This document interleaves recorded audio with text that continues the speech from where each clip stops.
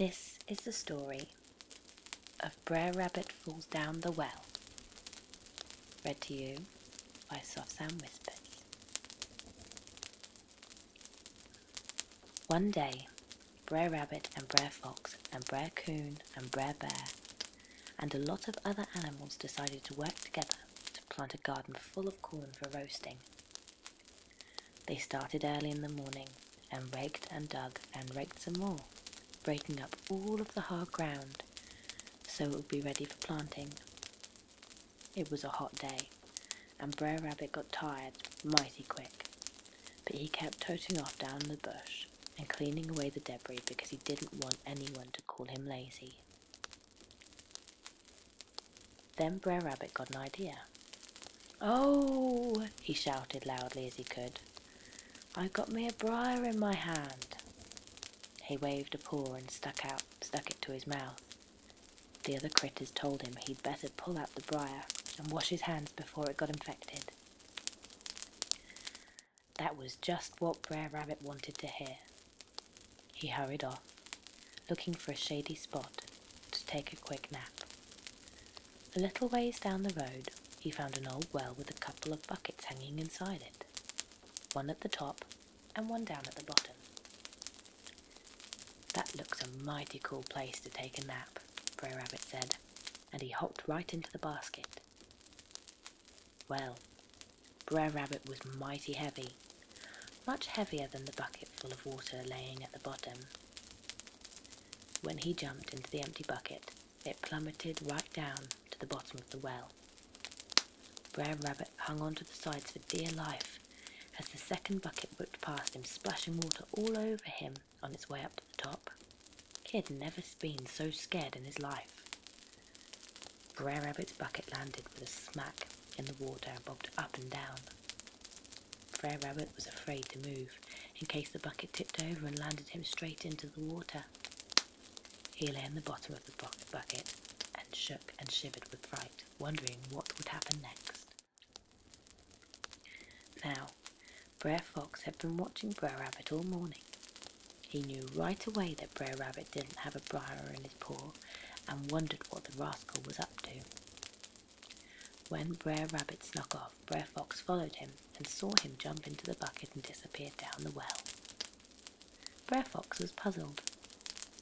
Why would Brer Rabbit go into the well?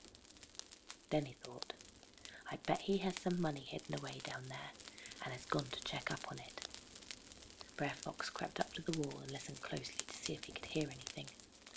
He didn't, and he peered down into the well, but it was too dark and quiet on account of Brer Rabbit holding so still to the bucket so that it wouldn't tip him into the water. Finally, Brer Fox shouted down into the well, "Brer Rabbit, what are you doing down there?" Brer Rabbit perked up at once, realizing that this might be his chance to get out of the well.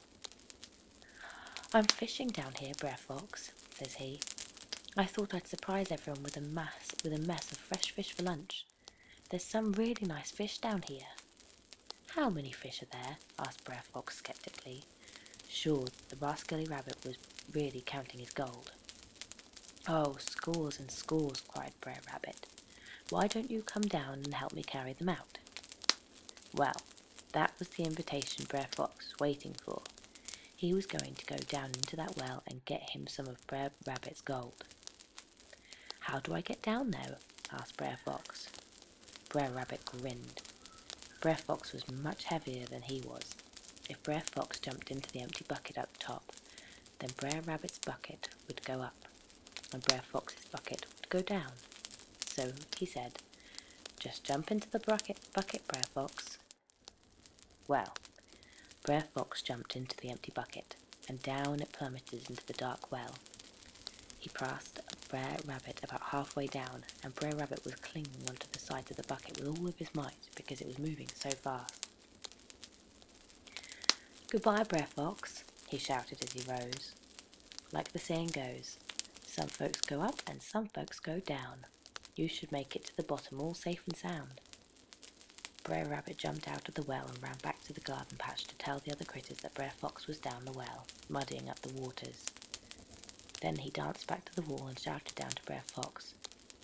"There's a hunting man coming along to get a drink of water, Brer Fox. When he hauls you up, you best run away as fast as you can." Then Brer Rabbit went back to the garden patch.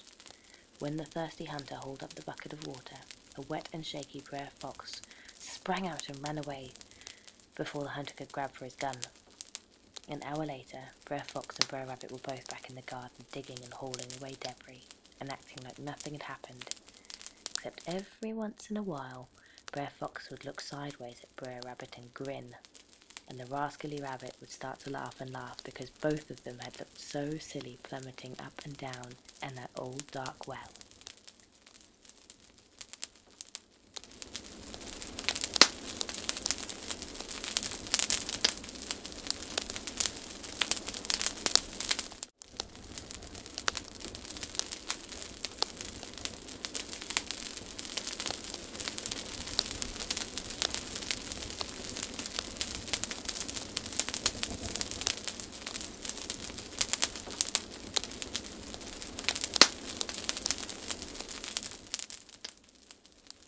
Brer Rabbit fools Sis Cow.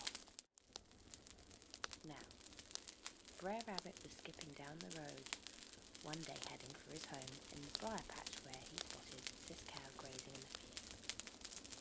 It was a mighty hot day and Brer Rabbit was thirsty. Some milk would be fine on such a warm afternoon, but Sis Cow always refused to let Brer Rabbit milk her when he asked. So Brer Rabbit thought of a plan. "Howdy, Sis Cow," said Brer Rabbit, walking up to her in the field. "Howdy yourself, Brer Rabbit," said Sis Cow. "How are your folks?" "Fair to middling," said Brer Rabbit. "How is Brer Bull?" "So-so," replied Sis Cow. "I'm wondering if you could help me out," Brer Rabbit said to Sis Cow. "I'd like to get some permissions down out of that tree, but it's too high for me to climb." He pointed over to a nearby permission tree. "I ain't no good at climbing myself," said Sis Cow dubiously. "I don't need you to climb," said Brer Rabbit. "Just butt your head against the tree a few times, and the permissions will all fall down." Sis Cow considered this for a moment, and then she agreed. Sis Cow backed up a bit and ran at the tree with her horns down. Bang!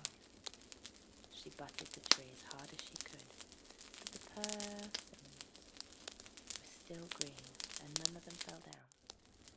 So Sis Cow backed up again and ran at the tree with her horns down. Smack! She butted the tree as hard as she could, and her large horns got stuck in the tree. She pulled and she tugged, but her horns were held fast. "Help me out, Brer Rabbit," Sis Cow pleaded. "I can't climb up that high," said Brer Rabbit, "but I'll run and fetch Brer Bull." So saying that, the rascally Brer Rabbit ran home to fetch his missus and all of the kids. They brought a mighty big pail to the field and they milked and trapped this cow until not a drop of milk was left. This cow was pretty sore at Brer Rabbit.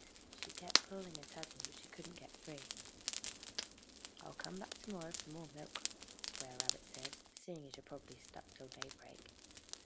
Brer Rabbit and his family left the field with a big pail of milk, leaving Sis Cow trapped in the tree. Well, Sis Cow, she tugged and she tugged, trying to free her horns from the tree. It took her nearly till morning, but finally she broke loose.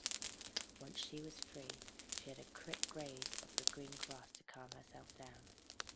As she ate, she made a plan to avenge herself on Brer Rabbit for his nasty trick. As soon as it was daybreak, Sis Cow put her head down and stuck her horns back into the holes that she had made in the tree, pretending she was still stuck. Now Brer Rabbit had come early to the field and had seen Sis Cow grazing as free as she could please, so he knew she was up to something when she put her horns back in the tree. He decided to play along with her game for a while, just to see what she was up to. Quick as a wink, Brer Rabbit went back down the road and came clippity-lippity, hippity-hoppity down the road, singing as loud as you please. "How are you feeling this morning, Sis Cow?" asked Brer Rabbit when he reached the tree. poorly, Brer Rabbit, said Sis Cow slyly.